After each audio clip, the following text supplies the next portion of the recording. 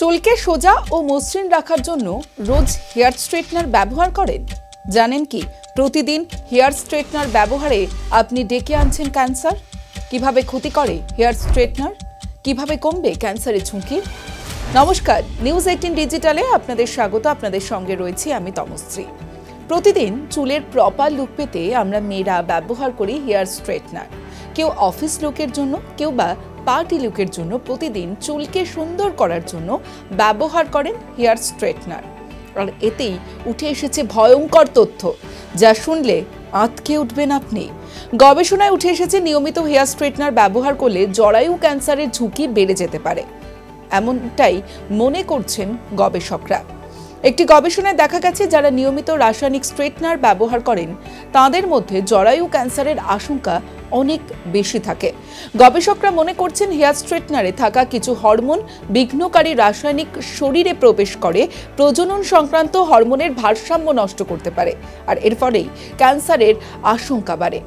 জানা গেছে বেশিরভাগ হেয়ার স্ট্রেটনারে কিছু উপাদান থাকে যা উত্তাপে বাষ্প হয়ে মাথার ত্বক বা শ্বাসনালীর মাধ্যমে শরীরে প্রবেশ করে, আর সেই ক্ষতিকর পদার্থগুলো শরীরে হরমোনের কার্যপ্রণালী ব্যাহত করে, কোষের ডিএনএ ক্ষতি করতে পারে ও ক্যান্সারের ঝুঁকি বাড়ায়।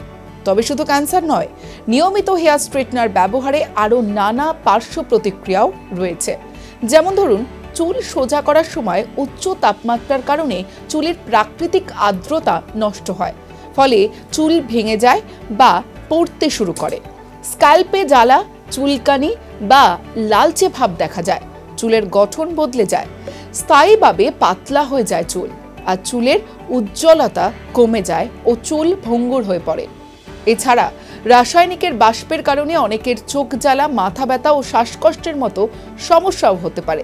তবে আপনাদের এটাও প্রশ্ন থাকতে পারে, তাহলে কি করবেন বা কিভাবে ঝুঁকি কমাবেন?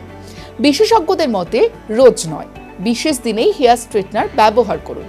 চুল স্ট্রেট করার আগে হিট প্রোটেক্ট্যান্ট সিরাম বা স্প্রে ব্যবহার করুন। যতটা সম্ভব রাসায়নিকবিহীন স্ট্রেটনার ব্যবহার করুন। স্ট্রেটনারের তাপমাত্রা কম রাখুন।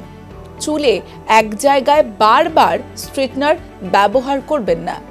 সপ্তাহে একদিন ডিপ কন্ডিশনিং বা অয়েল ট্রিটমেন্ট করতে হবে। সবশেষে বলবো, চুলের যত্ন নিন, ভালো থাকুন, আর অবশ্যই নিজেকে সুস্থ রাখুন। আর দেখতে থাকুন নিউজ 18 ডিজিটাল।